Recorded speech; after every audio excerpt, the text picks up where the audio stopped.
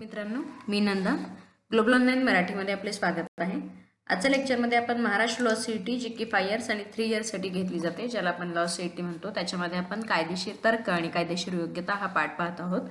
तुम्हाला माहितीच असेल की याच्यासाठी आपल्याला 40 मार्क्स डिवायडेशन आहेत आणि त्याच्यामध्ये आपण काही MCQs आपण मागील लेक्चर्सपासून पाहत आहोत. तर आजच्या लेक्चरमध्ये आपण MCQs पाहणार आहोत, पण ते बेसिकली लीगल मॅक्झिम्सवरचे असणार आहेत. लीगल मॅक्झिम म्हणजेच ज्या काही कायदेशीर म्हणी आहेत त्याच्यावरती आपण पाहणार आहोत. याचा आपण लीगल मॅक्झिमचा वेगळा व्हिडिओ आपण घेतलेला आहे त्याचा मिनिंग वगैरे बघण्यासाठी. आज आपण त्याच्यावरती MCQs कसे विचारले जातात हे आज आपण बघणार आहे. ही जर तुम्ही सिरीज केली फक्त MCQची आणि बाकी सगळ्या लेक्चर्सची कायदेशीर तर्क आणि कायदेशीर योग्यतासाठी, तर तुम्हाला बाकी काहीही करण्याची गरज लागणार नाही आहे. तर हे लेक्चर तुम्ही शेवटपर्यंत ऐका. सुरुवात करण्याआधी एक महत्त्वाची सूचना. महाराष्ट्र लॉ सीईटी एक्झाम 2024 मध्ये होत आहे, त्याचा complete course global online Marathi available करत आहे तुम्हाला. त्यामध्ये तुम्हाला 5 इयर्स आणि 3 इयर्स अशा दोन्ही कोर्ससाठी हा कोर्स अवेलेबल असणार आहे. यामध्ये तुम्हाला व्हिडिओ लेक्चर्स मिळणार आहेत आणि या लेक्चर्समध्ये तुम्हाला हे लाईव्ह लेक्चर्स मिळणार आहेत. त्याचबरोबर सर्व विभागांवरील संपूर्ण अभ्यासक्रमाच्या नोट्स मिळणार आहेत आणि या नोट्स तुम्हाला PDF स्वरूपामध्ये सुद्धा मिळणार आहेत. त्याचबरोबर संपूर्ण अभ्यासक्रमावरील मॉक टेस्ट सुद्धा मिळणार आहेत. म्हणजेच हा सेक्शन सोडल्यास तुम्हाला बाकीचे सुद्धा जे काही सेक्शन्स आहेत त्या सेक्शन्सवरती सुद्धा तुम्हाला मॉक टेस्ट अवेलेबल असणार आहेत आणि उत्तरांचे MCQचे क्वेश्चन्स सुद्धा तुम्हाला अवेलेबल असणार आहेत.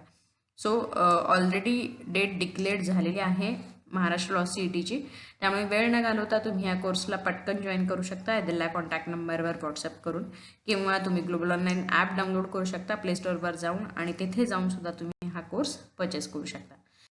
परचेस करता कसा येईल तर स्टोअर ऑप्शन दिसेल तुम्हाला. सरफेसवरती गेल्यानंतर सर्च केल्यानंतर स्टोअर ऑप्शन दिसेल. स्टोअर ऑप्शनमध्ये तुम्हाला एक सर्च बार दिसेल, तिथे माय कोर्सेसमध्ये CET ऑप्शन सर्च करायचा आहे आणि CETमध्ये तुम्हाला हे 2 कोर्सेस दिसून जातील जे की 5 इयर्स आणि 3 इयर्ससाठी डिवायडेड आहेत. जो तुम्हाला ॲप्लिकेबल होईल तो तुम्ही परचेस करू शकता. त्याच्यामध्ये तुम्हाला काय जो कंटेंट मिळणार आहे तो कंटेंट सुद्धा युनिट वाईज मिळणार आहे, त्यामुळे तुम्हाला प्रत्येक युनिट वेगवेगळं मिळणार आहे. सो तुमचा स्टडी जो आहे तो होल होणार आहे. ओके, कुठलाही पार्ट त्याच्यामध्ये राहणार नाही आहे. ओके, सो चला आपण सुरुवात करूया. आजचा फर्स्ट क्वेश्चन आहे, ॲक्टिस नॉन फॅसिट ट्रियम निसी मॅन्सिट ट्रिया, what does it means. Okay, एक म्हण दिलेली आहे, लीगल मॅक्झिम विचारलेली आहे आणि त्याचा अर्थ काय असा विचारलेला आहे आणि त्याच्यात ऑप्शन्स काय दिलेले आहेत मराठीमध्ये वाचते मी. अधिक वारंवार घडणाऱ्या प्रकरणांचे कायदे जुळवून घेतले जातात. B, या प्रकरणाच्या कायमस्वरूपी स्मारकासाठी. C, दोषी हेतू असल्याशिवाय हे कृत्य एखाद्याला दोषी ठरवत नाही. D, जमा करण्यापेक्षा परकेपणाला कायद्याने प्राधान्य दिले जाते. याचं करेक्ट ऑप्शन काय आहे तर करेक्ट ऑप्शन आहे आन्सर C. आन्सर C म्हणजेच काय की ॲक्टिस नॉन फॅसिट ट्रियम निसी मॅन्सिट ट्रिया, याचा अर्थ काय येतो इंग्लिशमध्ये सुद्धा बघू आपण. The act does not make one guilty unless there is a guilty intention. एक क्रिमिनल ॲक्ट करण्यासाठी गिल्टी इंटेन्शन असणं खूप गरजेचं आहे. गिल्टी इंटेन्शनच नसेल तर काहीही जर ॲक्ट केलं असेल तर ते गिल्टी इंटेन्शन या ॲक्टखाली येत नाही. ते आपण ॲज अ जनरल एक्सेप्शन्स म्हणून बघतो, अपवाद म्हणून बघतो. ओके, आपण ज्यावेळी मॅक्झिम्स बघितले आहेत त्यावेळी सुद्धा बघितलं आहे की मॅक्झिम्स बघताना आपण जनरल एक्सेप्शन सोडून ज्या काही मॅक्झिम्स येतात ते सुद्धा बघितलेले आहेत. ओके, नेक्स्ट आहे, what does the term alibi signifies in the context of criminal law. फौजदारी कायद्याच्या संदर्भात ॲलिबी या शब्दाचा अर्थ काय आहे. ओके, ऑप्शन्स दिले आहेत, कोर्टाचा मित्र, इतर ठिकाणाहून, इक्विटी कायद्याचे पालन करते आणि दुसऱ्या ठिकाणी. ओके, काय ऑप्शन असेल, करेक्ट ऑप्शन काय असेल काही गेस करता येईल. करेक्ट ऑप्शन आहे आन्सर D. ओके, दुसऱ्या ठिकाणी. आपण लीगल मॅक्झिमचा ज्यावेळी स्टडी केला आहे त्याच्यामध्ये सुद्धा ही मॅक्झिम बघितली आहे. ॲलिबी मीन्स काय आहे की दुसऱ्या ठिकाणी आपण असणे. म्हणजेच समजा एखाद्याने क्राईम केलेला असेल किंवा नसेल सुद्धा तरी त्याच्या डिफेन्समध्ये तो काय मांडतो आहे की मी त्या जागी नव्हतो किंवा ज्यावेळी तो क्राईम घडला त्या सीनच्या वेळेस मी नव्हतो किंवा त्या सिच्युएशनच्या वेळेस मी नव्हतो. तर त्याला त्या डिफेन्सला आपण काय म्हणतो लिगली लँग्वेजमध्ये तर प्ली ऑफ ॲलिबी म्हणतो. ओके, म्हणजे दुसऱ्या ठिकाणी असणे, त्या ठिकाणी नसणे. नेक्स्ट आहे what is the principle behind caveat emptor in commercial transactions. Okay, व्यावसायिक व्यवहारांमध्ये कॅव्हेट एम्प्टर यामागील तत्व काय आहे, चा अर्थ विचारलेला आहे, तत्व विचारलेला आहे. तर ऑप्शन्स आहेत let the buyer be aware, let the seller be aware, let the respondent be aware and let the principal be aware. खरेदीदार सावध होऊ द्या, विक्रेत्याला सावध होऊ द्या, प्रतिसादकर्त्याला सावध होऊ द्या की मुख्याध्यापकांनी सावध राहा. आणि याचा करेक्ट ऑप्शन आहे, करेक्ट आन्सर आहे आन्सर ए, जे की खरेदीदार सावध होऊ द्या. हे कन्झ्युमर प्रोटेक्शन ॲक्ट जो आहे त्याच्या अंडर येतं कॅव्हेट एम्प्टर. आणि याच्यामध्ये अजून एक आपण बघितलं होतं जे की होतं कॅव्हेट. कॅव्हेट हे सिव्हिल ॲक्ट अंडर येतं, पण कॅव्हेट एम्प्टर जे काय आहे ते आहे कन्झ्युमर ॲक्ट अंडर. आणि कन्झ्युमर ॲक्ट अंडर आपण का बघतो आहोत, कारण खरेदी करतानाच खरेदीदारांना सावध असणं गरजेचं आहे. जर कॅव्हेट एम्प्टर एखादं प्रिन्सिपल लागू होत असेल तर तिथं मात्र सेलरला काहीच दोष देता येणार नाही. What is the legal principle behind the de minimis lex non curat? Okay, de minimis lex non curat मागचे कायदेशीर तत्व काय आहे असं क्वेश्चन विचारलेला आहे. आणि ऑप्शन्स दिले आहेत गुन्हा करण्यास असक्षम, बी अल्पवयीन व्यक्तीने केलेला गुन्हा, सी कायद्याने शुल्क बाबी लक्षात घेतल्या पाहिजेत, डी आहे त्यानंतरच्या कृतीच्या कारणापासून. करेक्ट ऑप्शन आहे आन्सर सी, कायद्याने शुल्क बाबी लक्षात घेतल्या नाही पाहिजेत. म्हणजे त्याचं एक्सप्लेनेशन सुद्धा इथे दिलेलं आहे. The principle is that the law is not concern with the insignificant or a minor matters that is covered under section 95 of the Indian penal code.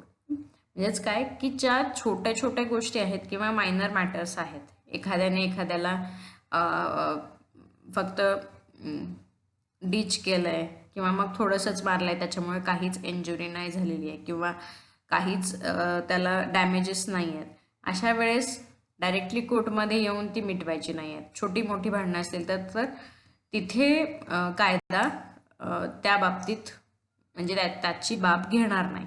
असं कोणत्या ॲक्टमध्ये दिलेलं आहे तर इंडियन पिनल कोडमध्ये दिलं आहे. म्हणजेच काय, इंडियन पिनल कोडमधले जे काही गुन्हे आहेत ते गुन्हे आहेत, पण मग त्याचे सोडून जे इतर भांडणं असतात किंवा डिस्प्यूट्स असतात ते खूप नॉमिनल असणार आहे, त्याचा काहीच पुढे कायद्यामध्ये नाही आहे पनिशमेंट वगैरे, तर त्यावेळेस मात्र ते ह्या लिगल प्रिन्सिपल खाली येतात आणि ते कायद्याने त्याची बाब घेतली जात नाही. ओके, त्यालाच आपण डी मिनिमाइज लेक्स नॉन क्युराट. नेक्स्ट आहे what is a motion in लिमिने in legal proceedings. Okay, in लिमिने जी काय मोशन आहे त्याची कायदेशीर कारवाई काय आहे असं विचारलेलं आहे. तर ऑप्शन्स दिले आहेत दरम्यानच्या काळात, बी उंबरठ्यावर, सी अगदी वस्तुस्थितीनुसार आणि डी वरीलपैकी काही. आणि ऑप्शन्स आहेत आन्सर बी उंबरठ्यावर. म्हणजेच काय की इन लिमिने म्हणजेच बऱ्याचदा हे कॉन्ट्रॅक्ट करताना विचारले जातात की इन लिमिने म्हणजेच काय की त्या वेळेस काय प्रोसिडिंग्स केल्या पाहिजेत, त्या ज्यावेळी कॉन्ट्रॅक्ट करत आहोत किंवा करार एखादा करत आहोत तर त्यावेळेस काही मोशन्स घ्यायच्या आहेत, तर त्या कधी घ्यायच्या आहेत तर ऑन दी थ्रेशहोल्ड किंवा त्या वेळेसच घ्यायच्या आहेत असा त्याचा अर्थ आहे. नेक्स्ट आहे व्हॉट डज द इंजुरिया साइने डॅमनम इम्प्लाय इन लिगल टर्म्स. इंजुरिया साइन डॅमनमचा कायदेशीर अर्थ काय आहे. ऑप्शन्स दिले आहेत इजा न होता नुकसान, इजा न होता इजा होणे, सी खरेदीदार सावध होऊ द्या आणि डी त्याच्या कृतीसाठी एक जबाबदार आहे. आणि करेक्ट ऑप्शन आहे answer B, the meaning of the above maxim is the infringement of an absolute private right without any actual loss or damage. Option आहे बी, इजा न होता इजा होणे. ओके, इंजुरिया साइन डॅमनम म्हणजेच काय, इंजुरी झालेली आहे पण डॅमेजेस नाही झालेला आहे. ओके, याचा सुद्धा अर्थ आपण बघितलेला आहे ज्यावेळी लिगल मॅक्झिम्स बघितले आहेत. आणि ही मॅक्झिम कधी एस्टॅब्लिश झालेली आहे तर ग्लोचेस्टर ग्रामर स्कूल या केसमध्ये ही जी मॅक्झिम आहे ती नव्याने तयार झालेली आहे. सो ही केससुद्धा तुम्ही लक्षात ठेवा. बऱ्याचदा ही केससुद्धा येऊ शकते MCQसाठी की ह्या केसमध्ये कोणती मॅक्झिम इम्प्लाय झालेली आहे. दुसरं आहे what does the legal term इंटरवायवॉस रेफर्स टू. इंटरवायवॉस या कायदेशीर शब्दाचा संदर्भ काय आहे? ऑप्शन्स दिलेले आहेत. Bring me the body, by the reason of subsequent act, between the living persons and between two minors. Correct option आहे ऑप्शन सी, जिवंत व्यक्तींमध्ये between the living persons. Okay, त्याचं एक्सप्लेनेशन सुद्धा इथे दिलेलं आहे. Is the legal term referring to the transfer or a gift made during one's life time under the subject of the trust. Okay, ही कशाच्या related आहे इंटरवायवॉस ही टर्म? तर एखादी प्रॉपर्टी जर एखाद्या पर्सनला गिफ्ट करायची आहे तर ती गिफ्ट करण्यासाठी transfer property and act under जे काही ट्रान्झॅक्शन्स होत आहेत ते ट्रान्झॅक्शन्स बिटवीन लिव्हिंग पर्सन्सच झाले पाहिजेत. म्हणजेच त्याला आपण काय म्हणतो की इंटरवायवॉस हा शब्द वापरला आहे. म्हणजे त्याचा अर्थ आहे बिटवीन द लिव्हिंग पर्सन्स. इथे मृत व्यक्तीच्या संदर्भात कुठलाही प्रॉपर्टीचा हे घेतलेलं नाही आहे किंवा जी व्यक्ती अस्तित्वाचंच नाही आहे त्याच्यावरती प्रॉपर्टी आपल्याला ट्रान्सफर नाही करता येणार असं त्याचा अर्थ होतो. नेक्स्ट आहे mala in se. What does the Latin phrase mala in se imply. Mala in se या लॅटिन वाक्याचा अर्थ काय आहे? ऑप्शन्स दिले आहेत. We command, B where is the body, C guilty state of mind and D bad in themselves. याचा correct option आहे answer B.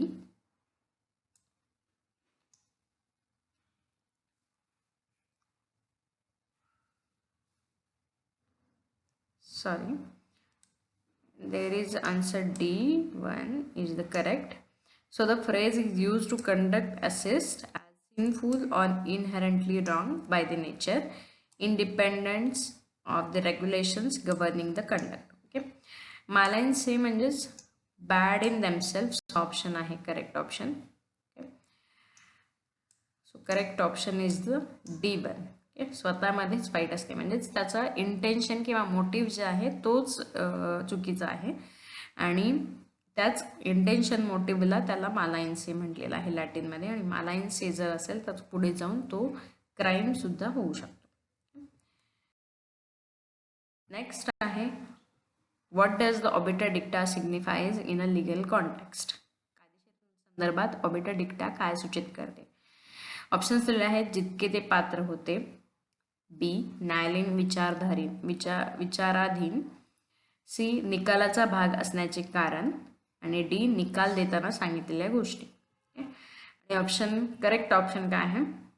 Reason for being the part of the judgment. Okay, निकालाचा भाग असण्याचे कारण. Okay, आता ही obiter डिक्टा ही तुम्हाला कुठे relevant होते तर under article 141 of the Indian constitution सुद्धा आहे. त्याचबरोबर ऑबिटर डिक्टाचा असा जे काही जजमेंट्स सुप्रीम कोर्ट ज्यावेळी देत असतं किंवा जे काही निकाल देत असतं त्यावेळेस त्यांनी जे काही ऑब्झर्व केलेलं आहे किंवा काही स्टेटमेंट पास केलेलं आहे तर त्याला ऑबिटर डिक्टा म्हणून हायकोर्ट जे आहेत ते फॉलो करू शकतात. त्याचबरोबर अदर डिस्ट्रिक्ट कोर्ट जे आहेत ते फॉलो करू शकतात. पण जे काही स्टेटमेंट्स पास केलेले आहेत ते मॅन्डेटरी नाही आहेत की ते केलेच पाहिजे. त्याला आपण ऑबिटर डिक्टा म्हणतो. पण जे मॅन्डेटरी आहेत त्याला आपण स्टे केसेस असं सुद्धा म्हणतो. त्याला दुसरा एक वर्ड आहे तो आपण इथे नाही बघत आहे, फक्त आपण ऑबिटर डिक्टा बघतो आहोत. तर ऑबिटर डिक्टा म्हणजेच काय? Reason for being the part of the judgment. तर जजमेंट कोणाचे? तर सुप्रीम कोर्टचे येतात किंवा दुसऱ्या कुठल्याही कोर्टचे, पण बऱ्यापैकी सुप्रीम कोर्टसाठीच हा वर्ड वापरला जातो. नेक्स्ट आहे what does the meaning of पॅक्टा sunt servanda in legal terms. Options दिले आहेत. करार कायदेशीर बंधनकारक आहे. करार केवळ करार करणाऱ्या पक्षांना कायदेशीररित्या बंधनकारक आहे. मालक नसलेला माल आणि इच्छापत्र करण्याच्या उद्देशाने. आणि करेक्ट ऑप्शन आहे करार केवळ करार करणाऱ्या पक्षांना कायदेशीररित्या बंधनकारक. म्हणजेच काय की treaties are legally binding only to the contracting parties. म्हणजे पॅक्टा sunt servanda याचा अर्थ हा येतो आणि हा बऱ्यापैकी इंटरनॅशनल लॉजला लागू होतं. कारण का की ट्रिटीज या इंटरनॅशनल लॉमधूनच आपण अडॉप्ट करतो किंवा ॲक्सेप्ट करतो. मग ज्या ट्रिटीज आपण ॲक्सेप्ट करतो, ज्या 2 देशांनी त्या ट्रिटीज ॲक्सेप्ट केल्या आहेत, तर त्या ट्रिटीजमध्ये जे काही ठरलेलं आहे किंवा करारामध्ये जे काही ठरलेलं आहे ते दोन्ही देशांवरती ज्या काही पार्टीज आहेत त्यांच्यावरतीच फक्त लागू राहील. इतर कोणत्याही देशावरती ते लागू राहणार नाही. Okay so thank you for watching this video till last. जर काही क्वेश्चन्स असतील तर तुम्ही कमेंट बॉक्समध्ये टाकून द्या. Okay so see in next video.